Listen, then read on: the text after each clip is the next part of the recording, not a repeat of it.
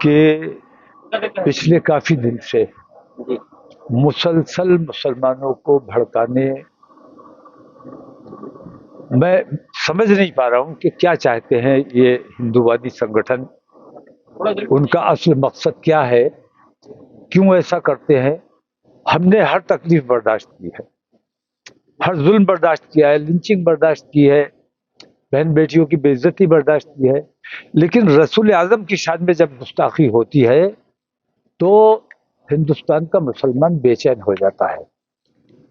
مذہب میں کسی قسم کی مداخلت، ہمیں نمک حرام کہا جاتا ہے، اور کون کہتا ہے؟ جو خود حرام خور ہیں وہ ہمیں نمک حرام کہہ رہے ہیں، اس سے بڑا اپرادھ کیا ہو سکتا ہے؟ لیکن نہ حکومت نے اس پہ سنجان لیا، نہ سپریم کورٹ نے اس پہ سنجان لیا، نہ کہیں کسی نے اس کی خاص مذمت کی۔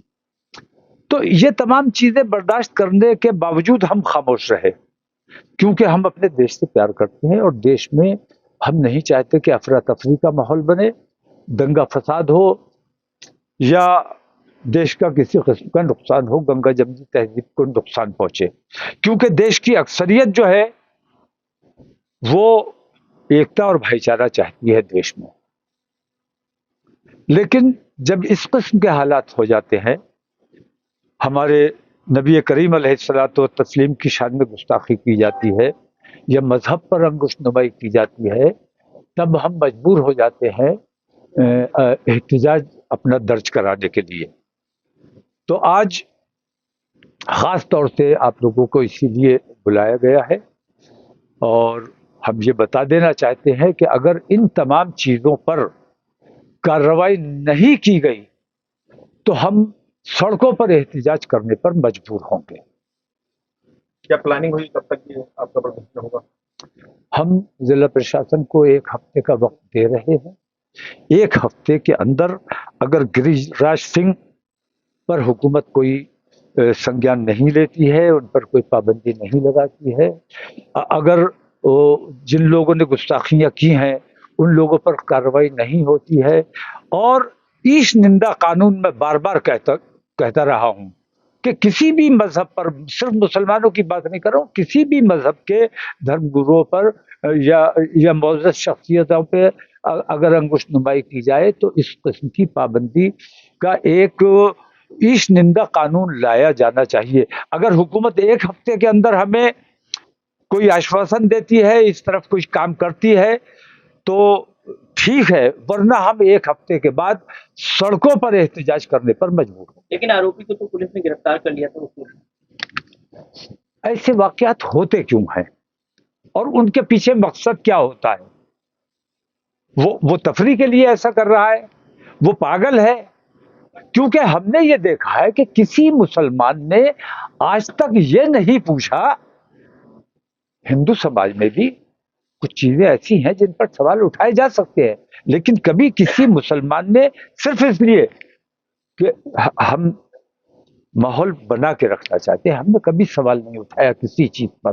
اگر سوال اٹھائے تو ہزاروں سوال ہے جس کا جواب دینا محال ہو جائے گا، لیکن جو سناتن کے ماننے والے ہیں سناتن کو مانے، جو اسلام کے ماننے والے ہیں وہ اسلام کو مانے۔ یو پی میں حال فی الحال میں دھرم پرورتن کے بہت معاملے سامنے آئے، چاہے ٹانگور بابا ہو، آگرہ ہو یا بریلی ہو۔ بریلی میں مدرسے میں کئی لوگوں کا دھرم پرورتن کرایا گیا، پولیس نے خلافہ کیا۔ دھرم پریورتن قانون ایک طرفہ کارروائی کر رہا ہے، ہزاروں معاملات مسلمانوں کے جو ہوتے ہیں وہ سارے کے سارے دبا دیے جاتے ہیں، بلکہ ان کا پرچار کیا جاتا ہے، کھلے عام دھرم پریورتن کرایا جاتا ہے، ان پر کوئی کارروائی نہیں ہوتی۔ بار بار ہم تقاضا کرتے ہیں، اس کے باوجود کارروائی نہیں ہوتی۔ سرے عام ویڈیو جاری کیے جاتے ہیں ان کو گو موتر پلانے کے، ان کے شدھیکرن کے۔ تو یہ دوہرا قانون جو ہے، دوہرا انصاف جو ہے، یہ اس طرف انگشت نمائی کرتا ہے کہ ہندوستان میں قانون نام کی کوئی چیز نہیں بچی ہے۔ سرکار جو بے ایمانی کرتی رہے، حکومت جو بے ایمانی کرتے رہے، وہی صحیح ہے۔ تو یہ 2 قانون اب ہم برداشت کرنے کے لیے تیار نہیں ہے۔ مجھ سے بار بار لوگوں نے کہا، آپ کو یاد ہوگا جب شری لنکا کا واقعہ ہوا، مجھ سے بار بار لوگوں نے کہا کہ ہمیں سڑکوں پر آنا چاہیے۔ میں نے کہا ہمیں نہیں آنا چاہیے، کیونکہ ہمارا ملک ہے، श्रीलंकाइयों ने अपने देश को जलाने का काम किया, हम नहीं कर सकते क्योंकि हम अपने देश से प्यार करते हैं। बांग्लादेश में जब ये वाकया हुआ हम पे फिर दबाव पड़ा, हम पे बार बार दबाव पड़ता है कि जैसे बांग्लादेश में हुआ है वैसे आपको करना चाहिए। हमने कहा हम नहीं करेंगे और ना किसी को करने देंगे, क्योंकि ये देश प्रेम के विरुद्ध है। अपने देश में आग लगाना, अपने देश की संपत्ति को नुकसान पहुंचाना, हमारा हुब्बुल वतनी का जज्बा हमें इस बात की इजाजत नहीं देता।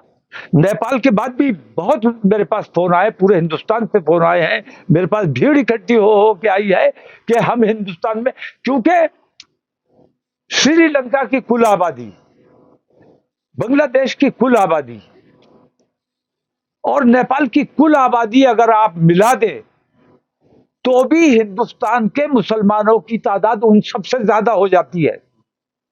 अगर मुसलमान सड़कों पर आएगा तो हुकूमत मानने पर मजबूर हो जाएगी, लेकिन हम मुसलमानों को रोक के रखे हुए हैं कि हमें अपने मुल्क में अफरा तफरी नहीं पैदा करनी है, हमें एकता और भाईचारा बना के रखना है। और मुखालफत की जहां तक बात है, हम उन तमाम गलत पॉलिसीज की मुखालफत करते रहे हैं और करते रहेंगे। तो हमारी इस खामोशी को, हमारी इस हुब्बुल वतनी को अगर हमारी बुज़दिली समझा जा रहा है तो ये बहुत घातक है, क्योंकि मुसलमान जिस दिन हमारे कंट्रोल से बाहर हो गए उस दिन देश के हालात कुछ भी हो सकते हैं। श्रीलंका हम किसी हाल में नहीं बनने देना चाहते। मुझे हैरत होती है, श्रीलंका के लोगों ने, नेपाल के लोगों ने नेपाल को जलाने का, नेपाल को तोड़ने का, नेपाल को बर्बाद करने का काम किया। क्या उनके दिल में देश प्रेम की भावना नहीं थी? हमारे देश प्रेम की भावना बार बार हमें कचोटा जाता है, हमें नमक हराम कहा जाता है। नमक हराम, हमने तो अपना नमक हलाली और अपनी वफादारी अपने मुल्क के लिए साबित की है, और हमने जंग आजादी से आज तक हम अपने वतन के लिए जान देते रहे हैं। लेकिन वो लोग जो अंग्रेजों के तलुए चाट रहे थे, आज वो हरामखोर हमसे ये कहते हैं कि मुसलमान नमक हराम है। असल में हरामखोर वो लोग हैं जो हमारे देश की सत्ता पर काबिज हो गए, जो कभी देश प्रेमी नहीं थे। वो जो देश प्रेमी कभी नहीं थे, वो आज हमें देशद्रोही कहने का काम कर रहे हैं। तो क्या नेपाल जैसा आक्रोश है देश की जनता में? इससे ज्यादा भयानक आक्रोश है, और सिर्फ मुसलमानों में नहीं है, दीगर तमाम तबकात में भी मैं देखता हूं, सबसे मैं बात करता रहता हूं। दलित बेहद परेशान है, रोजाना उनके साथ जुल्म सितम हो रहा है। अगर इस किस्म का माहौल बनता है तो मैं ये बताता हूं कि देश के लिए बेहद घातक हो जाएगा। हमसे जो कोशिश हो रही है, हत्तल इम्कान हम ये कोशिश कर रहे हैं कि इस किस्म का माहौल ना बने, लेकिन धर्म परिवर्तन, हमें अपना धर्म प्रचार करने की आजादी होनी चाहिए, छूट होनी चाहिए। और जो लोग धर्म परिवर्तन करा रहे हैं, जिस तरह मुसलमानों पर पाबंदी लगाई जाती है, मुकदमे किए जाते हैं, इस तरह उन पर मुकदमे अगर नहीं किए जाएंगे जो मुसलमानों की बहन बेटियों के साथ इस किस्म के काम करते हैं, तो हालात हमारे भी हाथ से जाने का अंदेशा है। धर्म परिवर्तन को क्या आप सही मानते हैं कि गलत मानते हैं?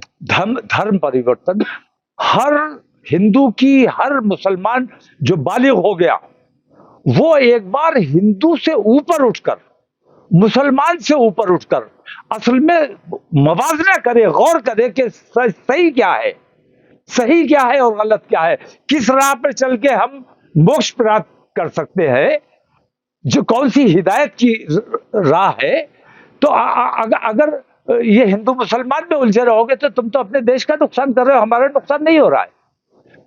हमारी दुश्मनी में, हमारी नफरत में हिंदुस्तान का मुसलमान अपने देश का जितना नुकसान कर चुका है, ये हमारे दुश्मनों ने इतना नुकसान हमारे देश का कभी नहीं किया।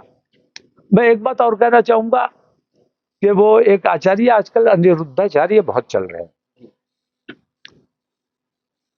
मैं समझता हूं कि उन्होंने जो कुछ भी कहा है देश प्रेम की भावना से कहा है, बेहयाई और बेशर्मी, बेगैरती, इसे रोकने के लिए कहा है। क्योंकि हिंदुस्तान की सभ्यता क्या है?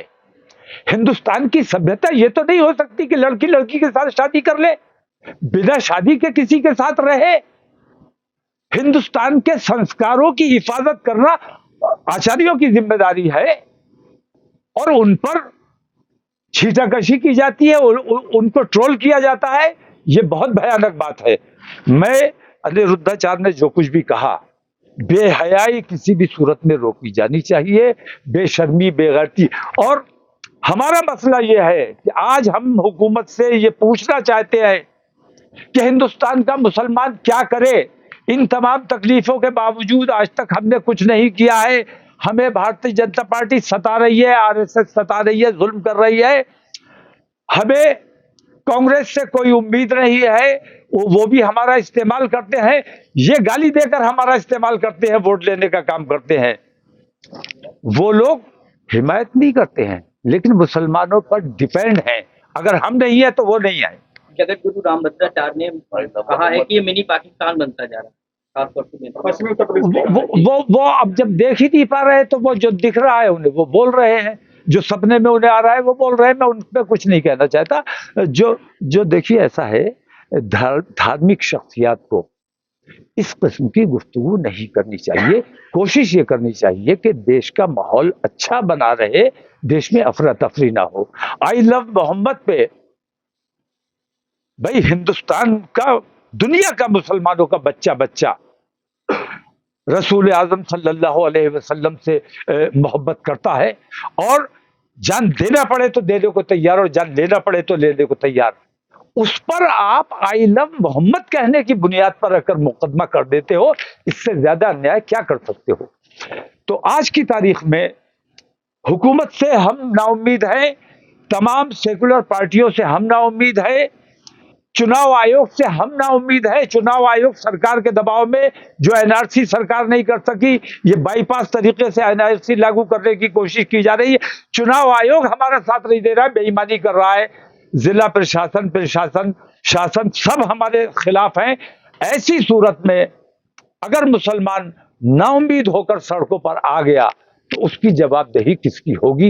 इसलिए मैं हुकूमत से मांग करता हूं कि इस तरफ खास तवज्जो देने की जरूरत है कि मुसलमानों को जो उनके हुकूक है, हमें कुछ नहीं चाहिए, हमें नौकरी तुमसे नहीं चाहिए, हम मजदूरी कर लेंगे, हमें कुछ तुमसे नहीं चाहिए, लेकिन अल्लाह के वास्ते हमें मुसलमानों की तरह आजादी से अपने मजहब पर अमल करने दो।